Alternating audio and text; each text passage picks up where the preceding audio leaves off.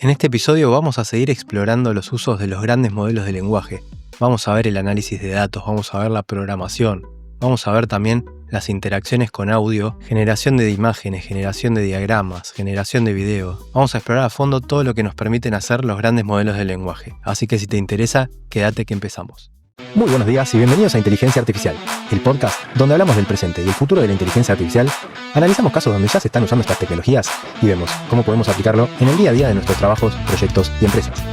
Yo soy Pocho Costa, ingeniero en sistemas, programador y amante de la tecnología, y me puedes encontrar en pochocosta.com, donde ahí también vas a encontrar las notas del programa y otros medios para ponerte en contacto conmigo. Buenas, ¿cómo andan? Bueno, acá estamos de nuevo con otro episodio de Inteligencia Artificial.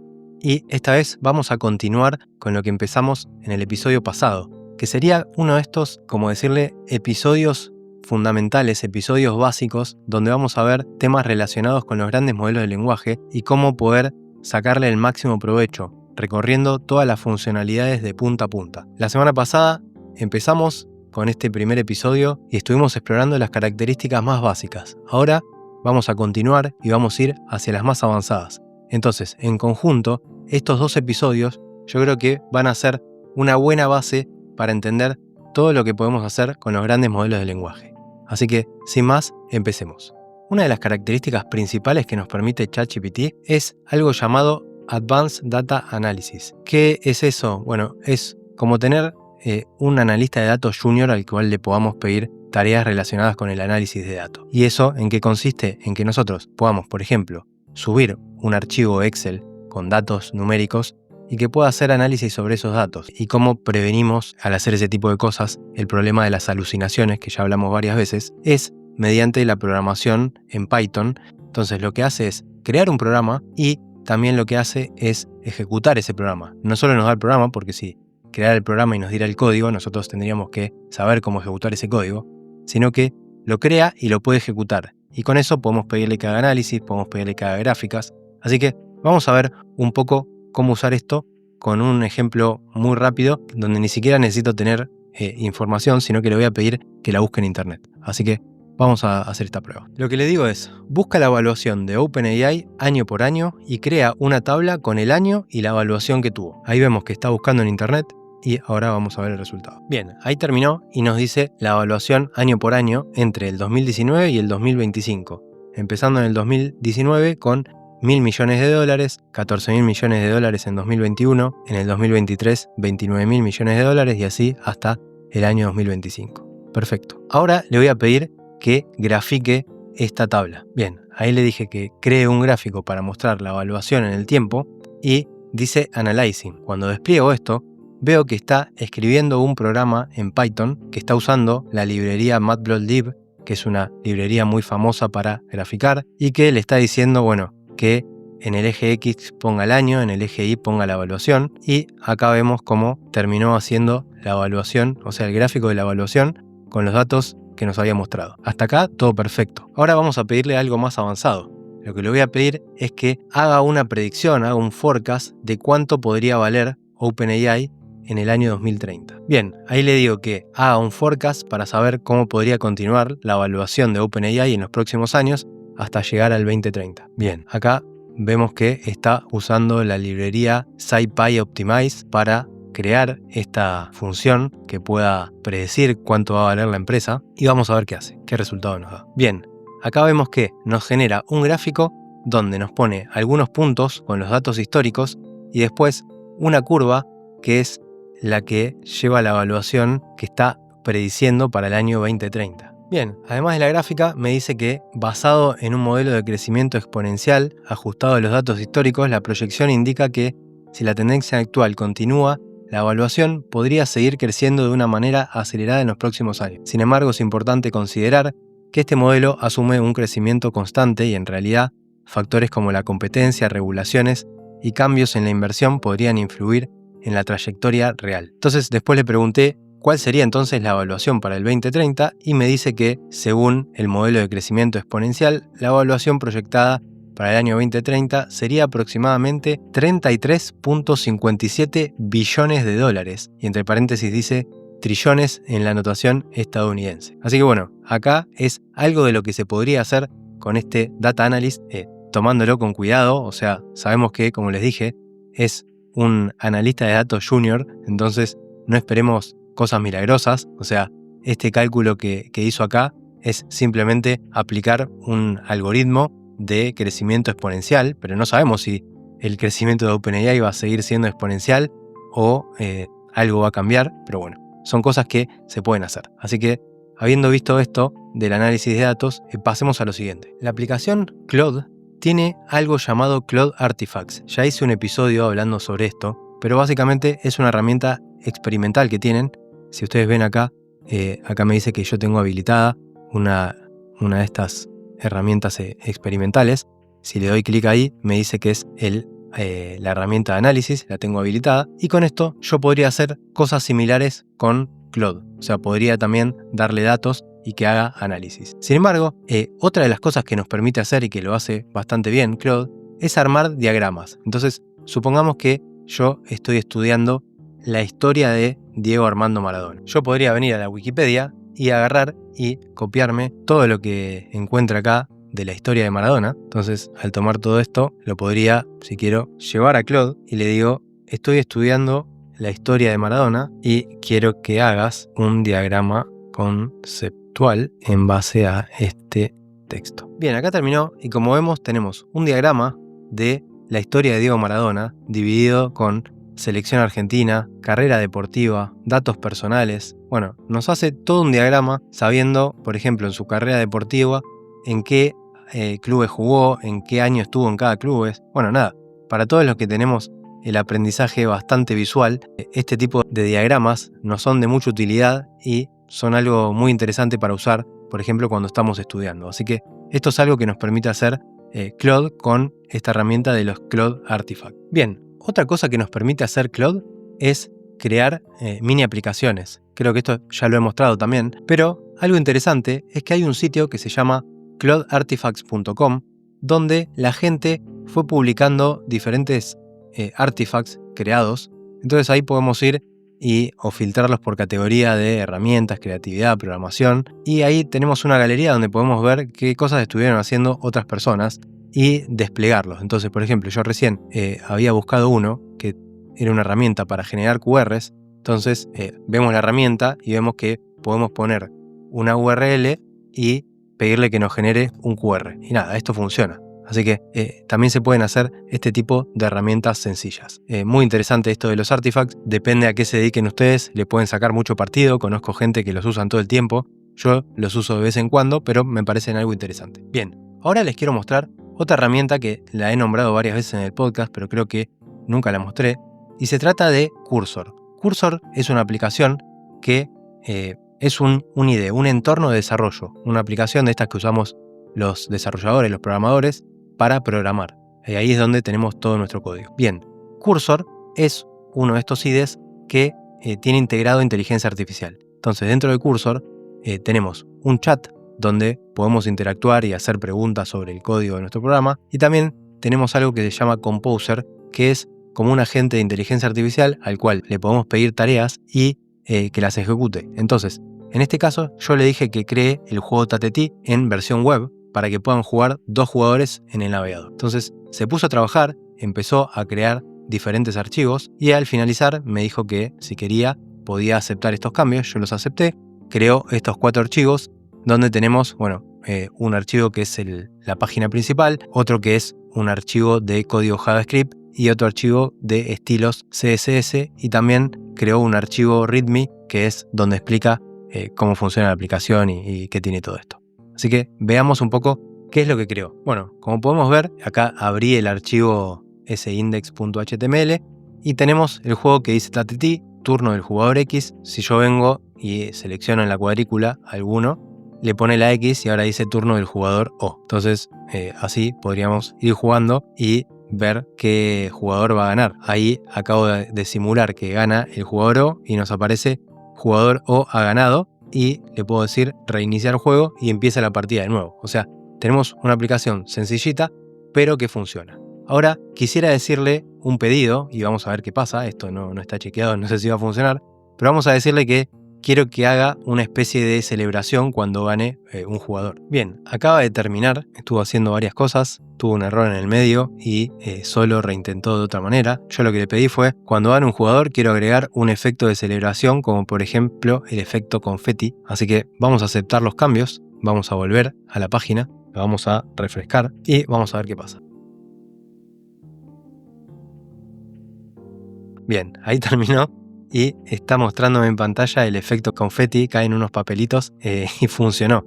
Así que este tipo de cosas son bastante impresionantes, por así decirlo. O sea, sin saber programar pude hacer un juego, o sea, no revisé qué es lo que estuvo haciendo, no miré todo este código en detalle para ver qué tan bueno es, pero funcionar funciona. Así que esta es una de los otros usos que tenemos de la inteligencia artificial, de los grandes modelos de lenguaje, en este caso para programar.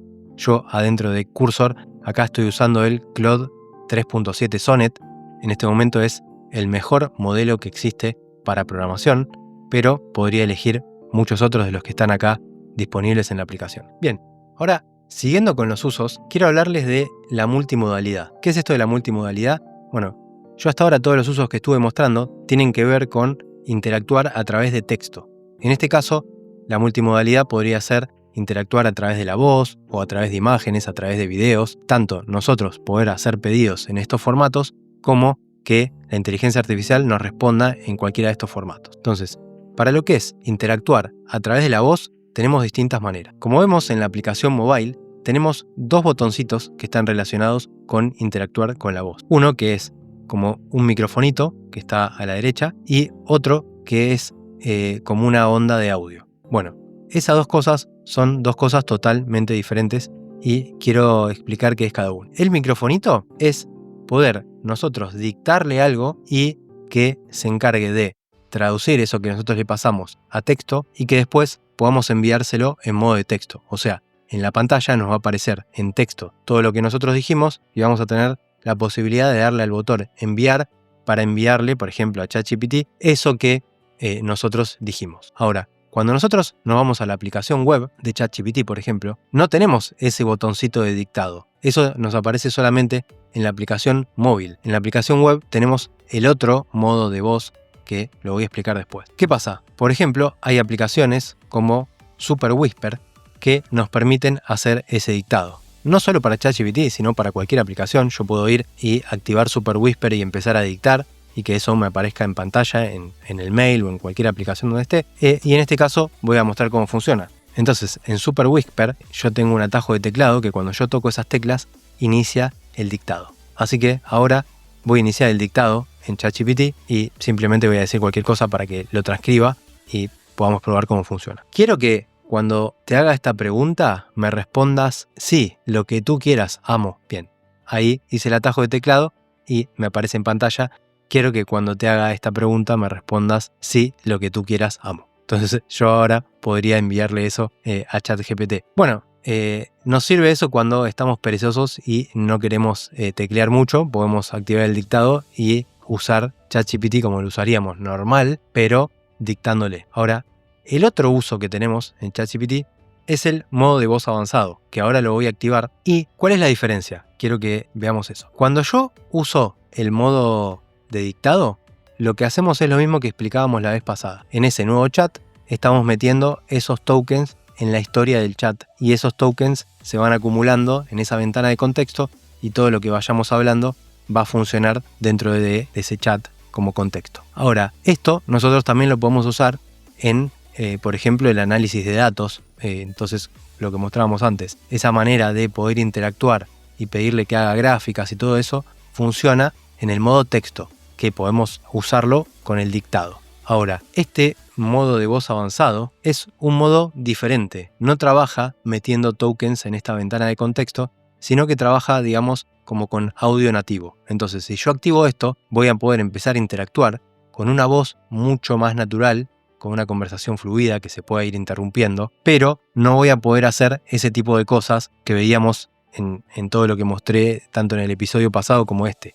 La mayoría de esas cosas se pueden hacer solo en el modo de texto. Entonces vamos a activar el modo de voz avanzado para probarlo un poquito y ver las diferencias. Hola, ¿cómo estás? Hola, muy bien. ¿Y vos? Bien, todo bárbaro. ¿Podrías contar del 1 al 10? Claro. 1, 2, 3, Perdón, 4. ¿podrías contar 5. pero mucho más rápido? Claro. 1, 2, 3, 4, 5, Espera, 6, 7, 8, 9, 10. Bien. De nada. Ahora, ¿podrías hacer una gráfica y que yo pueda verla en pantalla? No puedo mostrarte una gráfica en pantalla, pero puedo describir cómo crearla o ayudarte con los datos. Perfecto. Entonces, como vemos, el modo de voz avanzado puede servir para algunas cosas, pero no para todas las que estuvimos viendo. Siguiendo con los usos de los grandes modelos de lenguaje, quiero volver a una herramienta que ya he mencionado y que creo que hice un episodio especial hablando, que es NotebookLM, esta herramienta de Google que podemos acceder a través de notebooklm.google.com, que nos permite agregar fuentes de datos, podemos subir archivos, podemos añadir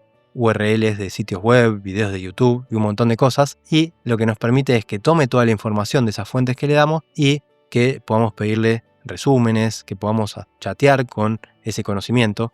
Pero también algo interesante que permite hacer NotebookLM es generar audio. Genera un podcast de ese tema. Entonces, yo por ejemplo, le di algunos links referidos a Manus AI, que es un agente de inteligencia artificial que por estos días está con mucho hype, está todo el mundo hablando de esto.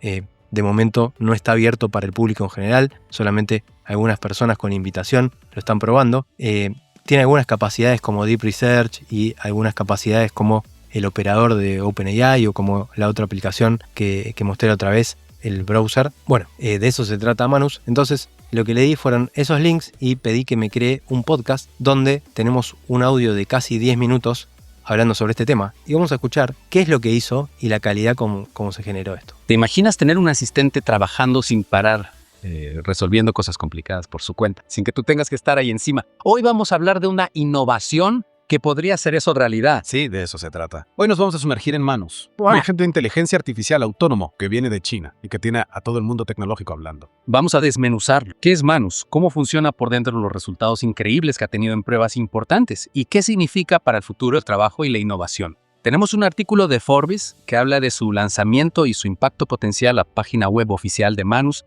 que explica sus capacidades y ejemplos de uso, y un artículo de Hugging Face que se mete en lo técnico y su rendimiento en la prueba Hayaya. Nuestra misión hoy es que al final entiendas la magnitud de esta innovación, por qué tiene a tantos expertos emocionados y qué significa para ti, ya seas un profesional a tope, un emprendedor o simplemente alguien a quien le fascina la IA. Vale, vamos a empezar por lo básico. ¿Qué es Manus y por qué está revolucionando la tecnología? Bien, como vemos, acaba de crear un podcast con dos voces. Las dos voces son masculinas y parecidas y claramente cuando habla en español no lo hace tan bien como en inglés, pero bueno, esta es una de las capacidades que tiene NotebookLM que me parece que está muy bueno. Yo este audio lo podría enviar y escuchar en el celular, por ejemplo, cuando voy caminando. Entonces podría haberme mandado ahí artículos sobre temas que me gustaría leer o investigar y también podría llevarme ese audio y escucharlo cuando estoy en la calle. Entonces me parece una capacidad muy interesante. Sobre todo también cuando tenemos que estudiar algún tema, tiene muchas utilidades. Es una aplicación que a mí me encanta, por eso le hice un episodio especial. Pero bueno, quería traerla también en este episodio recopilatorio de todo lo que tiene que ver con los grandes modelos de lenguaje porque me parece muy buena. Siguiendo con los usos de los grandes modelos de lenguaje, algo que también pueden hacer es que podemos ingresarle imágenes. Entonces, yo por ejemplo, puedo subirle una imagen y decirle que acá le subí una tabla nutricional y le voy a decir que transcriba esta tabla. Bien, entonces como podemos ver, agarró esta tabla y fue copiando columna por columna y registro por registro todo lo que está ahí. Entonces yo puedo venir y chequear que haya escrito bien. Por ejemplo, calcio 56 gramos, sodio 30 gramos y veo que esté todo bien escrito.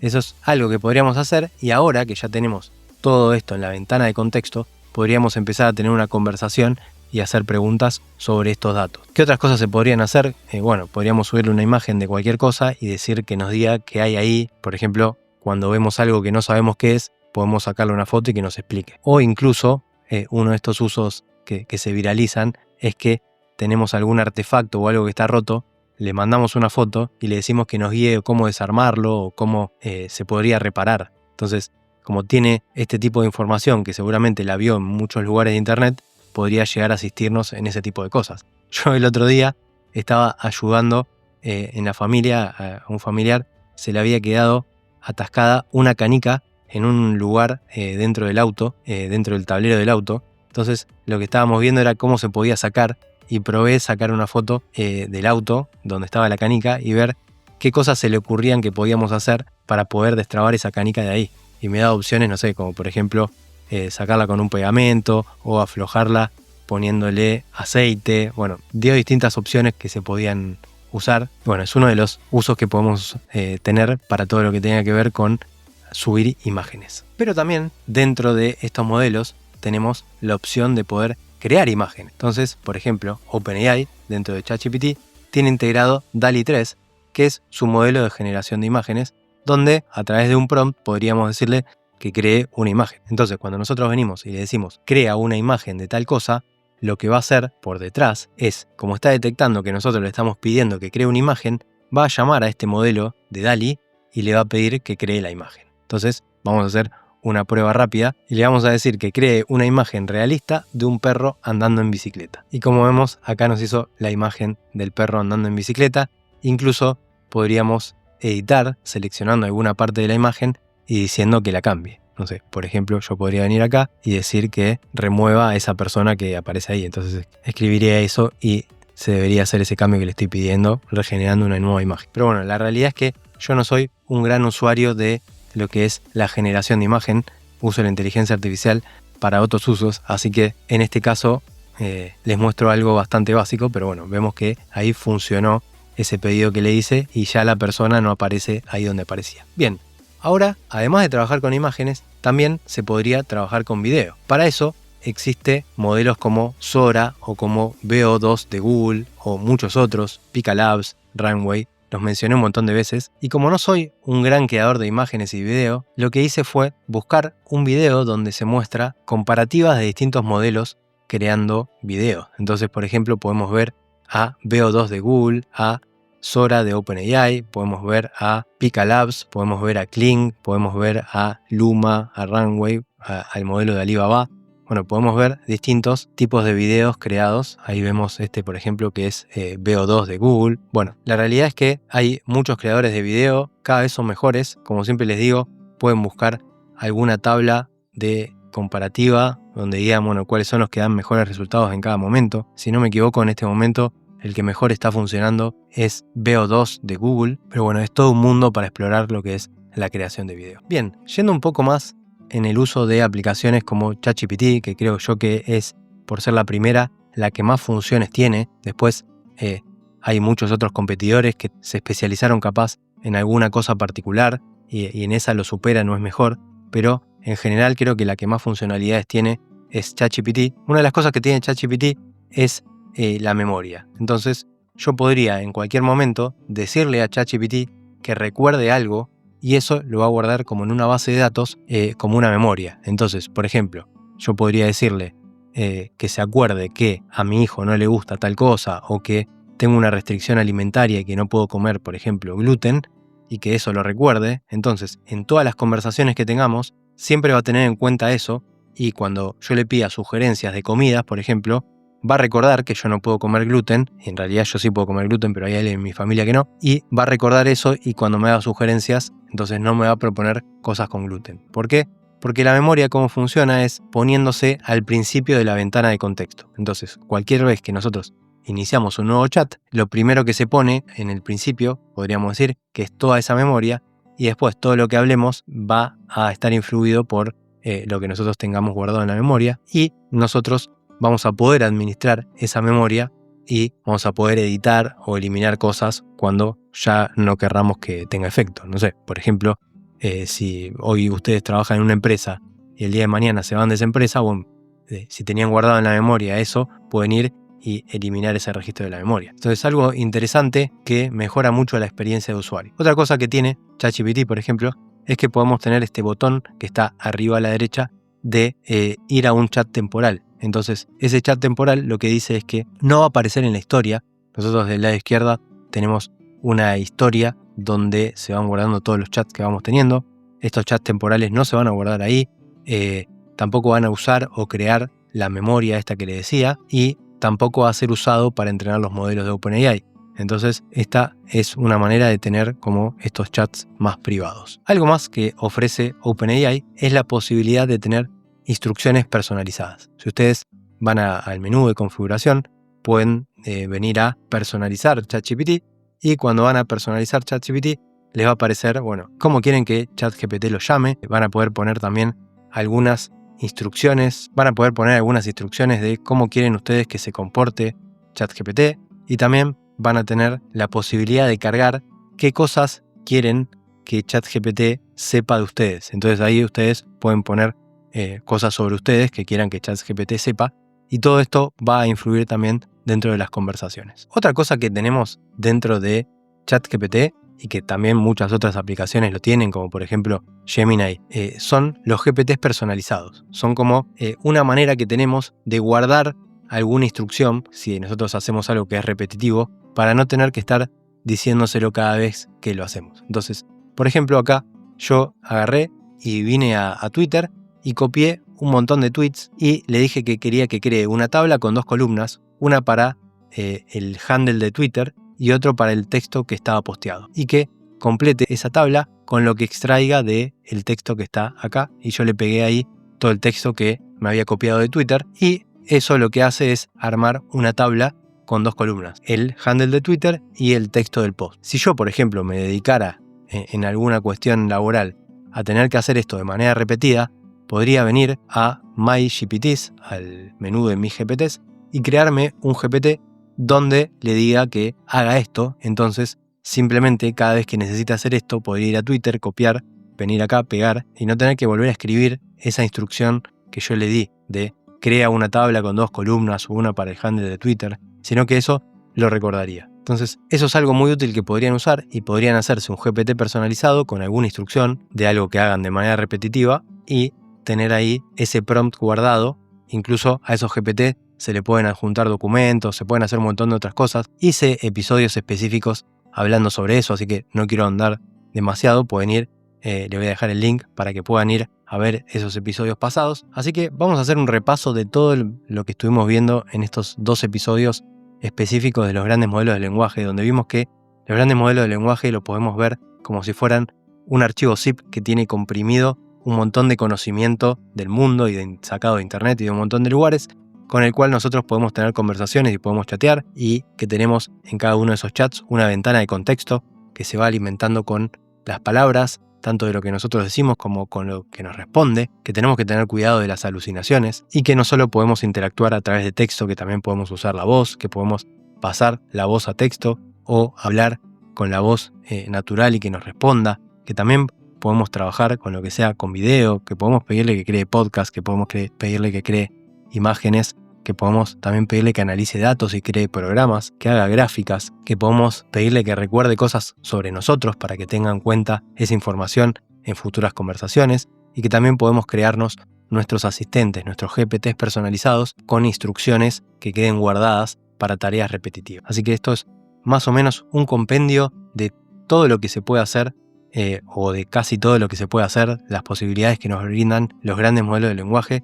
Espero que les haya gustado. Creo que entre el episodio pasado y este, inspirados en este gran video que hizo Andrés Carpati, esta sería como la versión en español. Así que para cualquiera que quiera empezar a usar la inteligencia artificial y entender qué es todo lo que se puede hacer, creo que es un repaso por un montón de las cosas que se pueden hacer. Espero que les sea de utilidad. Y bueno, sí, esto es solamente la punta del iceberg de lo que se puede hacer con la inteligencia artificial. Recuerden también que tengo un programa de Inicia tu camino en la consultoría de inteligencia artificial. Si quieren ayudar a empresas a incorporar la inteligencia artificial, en el programa vemos algunas cosas en mucha más profundidad, y también vemos de qué manera, por ejemplo, podemos hacer estrategias de inteligencia artificial para empresas con un plan de acción. Esto es el nuevo módulo que acabamos de agregar a la formación, un módulo con un valor agregado impresionante que creo que no está explicado en ningún lugar de internet, y que es en base a mi experiencia de haber estado haciendo eso con empresas en el último año. Ahí explico el paso a paso de esta metodología que yo estuve aplicando para crear las estrategias de inteligencia artificial en muchas empresas. Así que si les gustó este episodio, como siempre, pueden dejar un like en YouTube o 5 estrellitas en Spotify. pueden compartirlo con alguna persona, algún familiar que crean a quien le puede servir. Y nos seguimos escuchando en el próximo episodio, donde seguiremos hablando de este hermoso mundo de la inteligencia artificial.